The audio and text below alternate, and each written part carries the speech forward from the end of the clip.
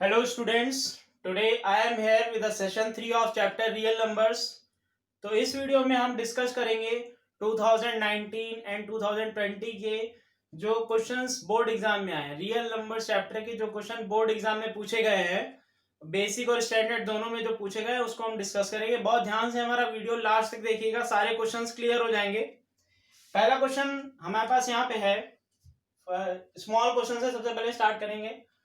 1 marks वाले 2 marks वाले जो आते हैं, यानी कि HCF if HCF of 334 and 54 334 and 54 is, हमको यहाँ पे HCF दिया था इज 6, फाइंड LCM। क्या निकालना था? Find LCM।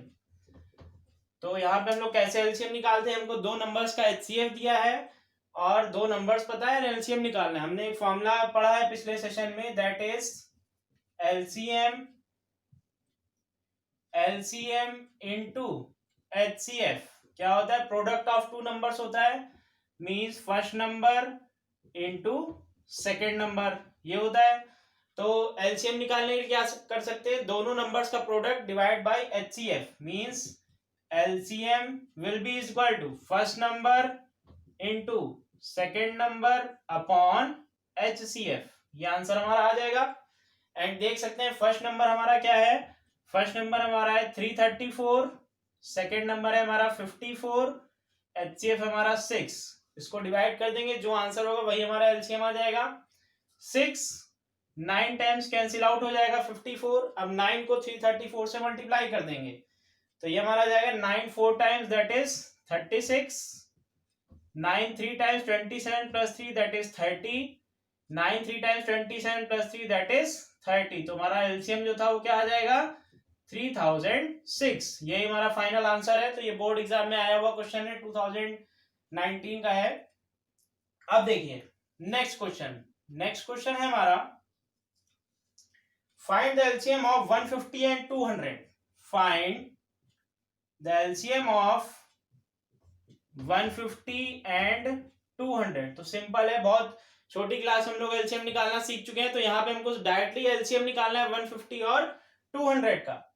तो कोई मेथड हम लोग सबसे इजी मेथड आएंगे, प्राइम फैक्टराइजेशन, क्योंकि मेथड यहाँ पे यही लगाएंगे। 150 एंड 200, ये हो जाएगा 2 से कैंसिल आउट 75 200 टाइम्स, एंड अब जाएगा 2 से, दैट इज 50 टाइम्स, फिर 2 से जाएगा यानी क्या जाएगा 25। अब ये किससे जाएगा? अब ये 3 से जाएगा, 3 25 टाइम्स एंड 25। अब ये 5 से जाएगा, 5 5 टाइम्स, 5 5 टाइम्स।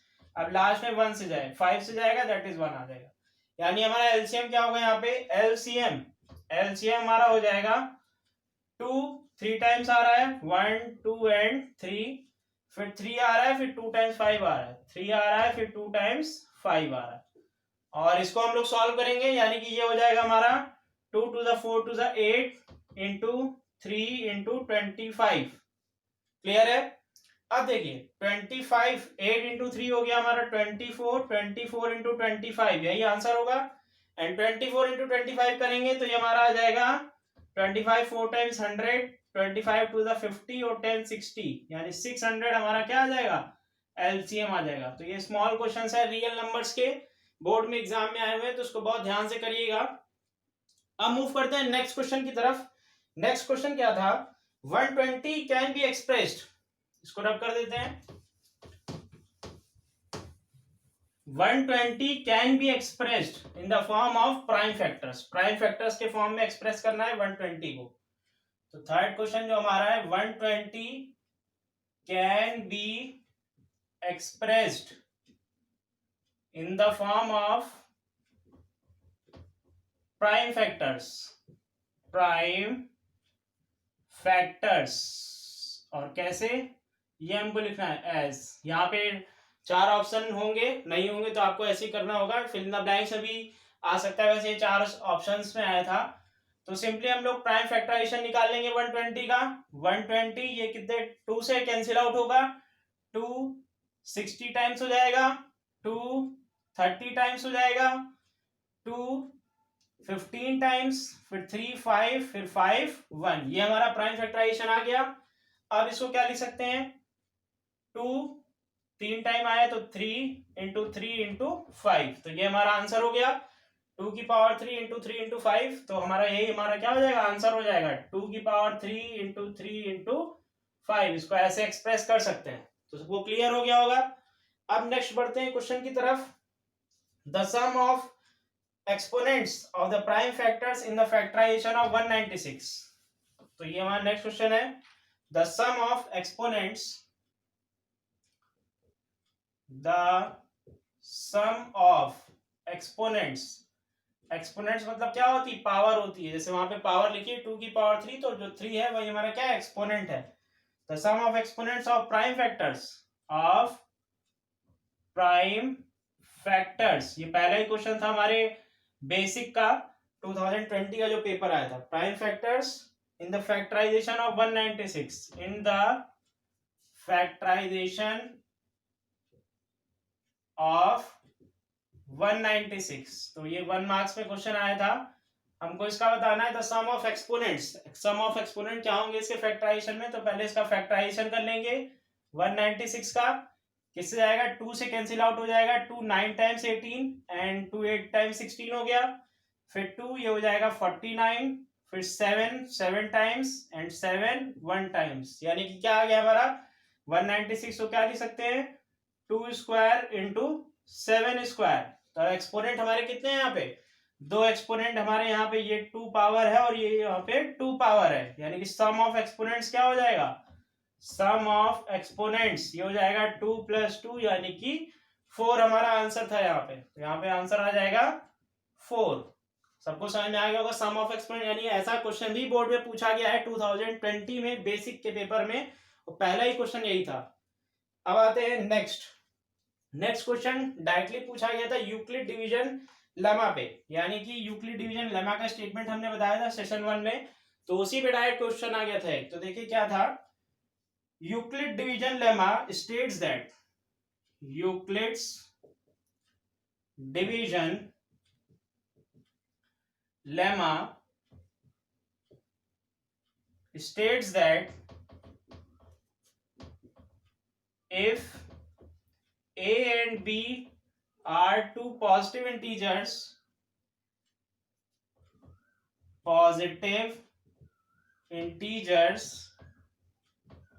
हमारा पूरा स्टेटमेंट लिख क्या था, a and b are two positive integers, there exists a unique integer, there exists a unique integer are satisfying a is equal to bq plus r where, अब यहां पे हमारा क्या था, गैप था, तो गैप में 4 ऑप्शन थे, तो इसका सही आंसर क्या होगा, where 0 is less than equal to r is less than b। जो हमारा रिमाइंडर है वो 0 के इक्वल हो सकता है और 0 से बड़ा हो सकता है, और डिवाइजर से हमेशा क्या होगा, छोटा होगा। तो यूक्लिड डिवीजन लेमा के स्टेटमेंट पे ऐसा क्वेश्चन 1 मार्क्स में आपको मिल जाएगा, 2020 में क्वेश्चन आया हुआ है। ठीक है, अब देखते हैं नेक्स्ट अब थोड़े से बड़े क्वेश्चंस भी पूछे गए हैं, उसकी तरफ चलते हैं।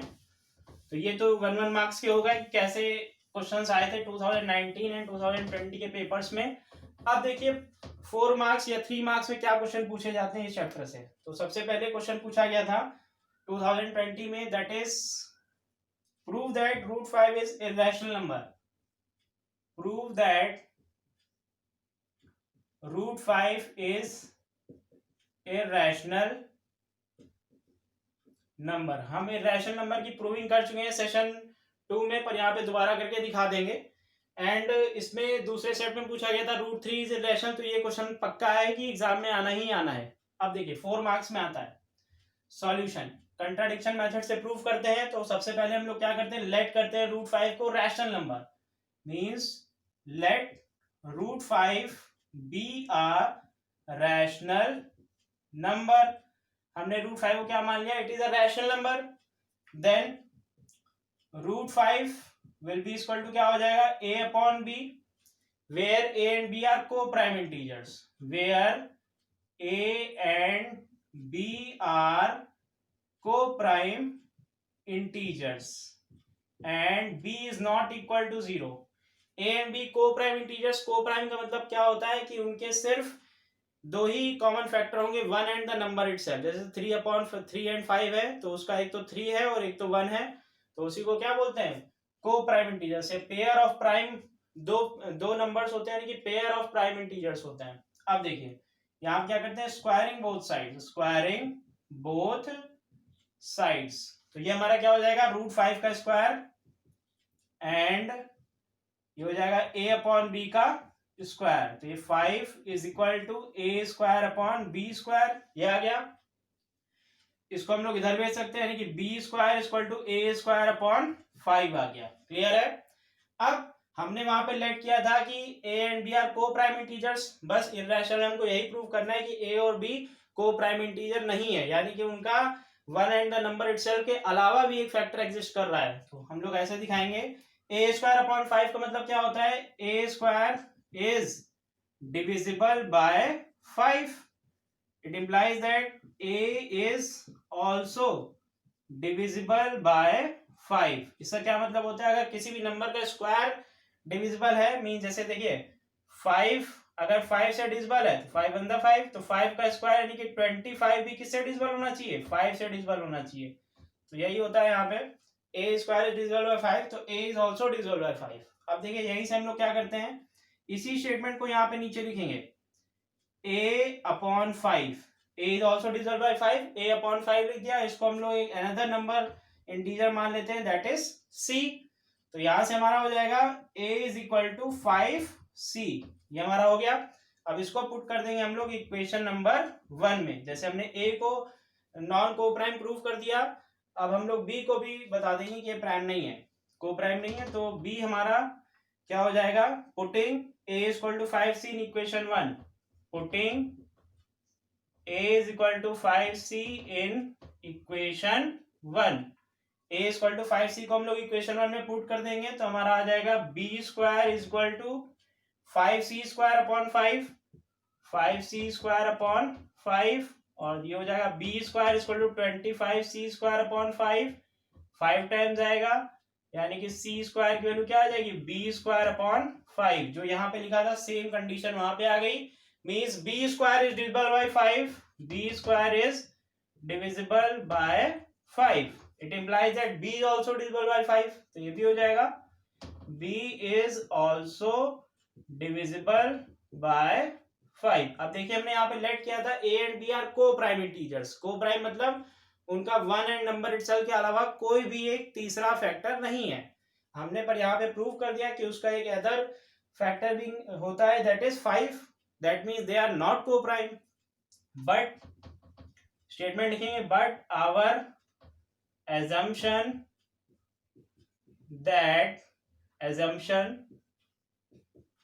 that a and b are co-prime integers is wrong। हमारा assumption क्या हो गया, wrong हो गया, क्योंकि उनका 5 भी एक फैक्टर है। therefore √5 is irrational number. तो सिंपल सा ये हमारा हो जाएगा, हेंस प्रूव यहां लिख सकते हैं। ये हमारी प्रूविंग हो गई। अब देखिए, अब इसी पे एक और क्वेश्चन भी पूछा जाता है कि कैसे करते हैं। मान लिया गया 2 + 3√5 इज इरेशनल। तो हम पिछले वीडियो में बता चुके हैं, हम लोग क्या करते हैं, लेफ्ट हैंड साइड में रैशनल पार्ट रखते हैं, राइट हैंड साइड में रैशनल पार्ट रखते हैं। तो दिखा देते हैं, since LHS is rational and RHS is irrational, तो अपने आप से कर लेंगे, उसको हो जाता है। अब यहाँ पे एक क्वेश्चन और देखेंगे, दैट इज इसी पे बेस्ड है थोड़ा सा। तो देखिए, प्रूव दैट, ये भी एग्जाम में आया था, prove that 2 + 5√3 is a rational number। 2 + 5√3 is irrational number। और ब्रैकेट में क्या रहेगा, given that √3 is irrational, given that √3 is irrational। तो ये भी बोर्ड एग्जाम में पिछले ही बार यानी कि 2020 में ही पूछा गया है।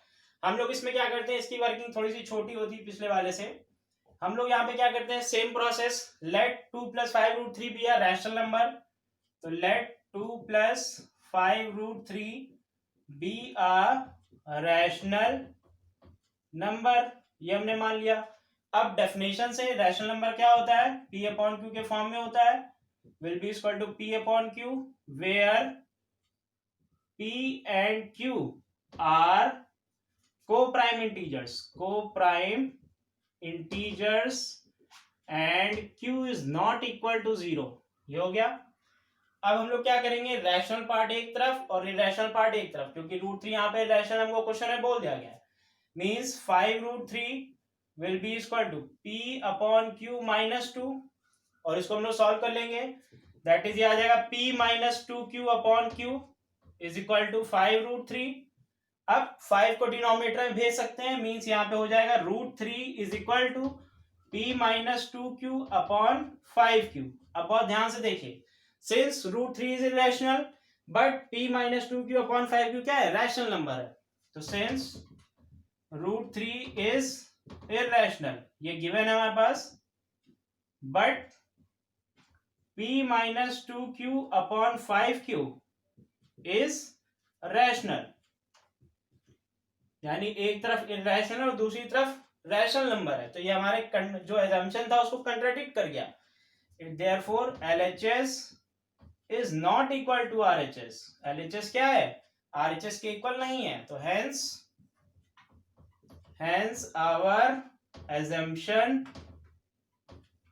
is wrong। हमारा assumption क्या हो गया, wrong हो गया। assumption हमने किया था कि वो रैशनल नंबर है, वो गलत हो गया।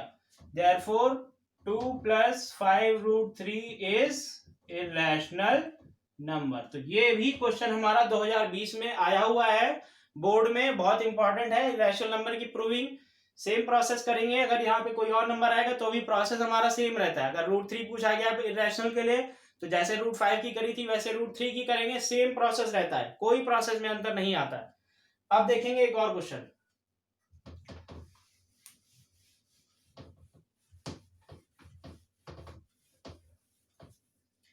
ये हमारा कह रहा है चेक वेदर, ये भी क्वेश्चन 2020 में ही पूछा गया है। चेक वेदर, हम इसको सेशन 2 में करा चुके हैं।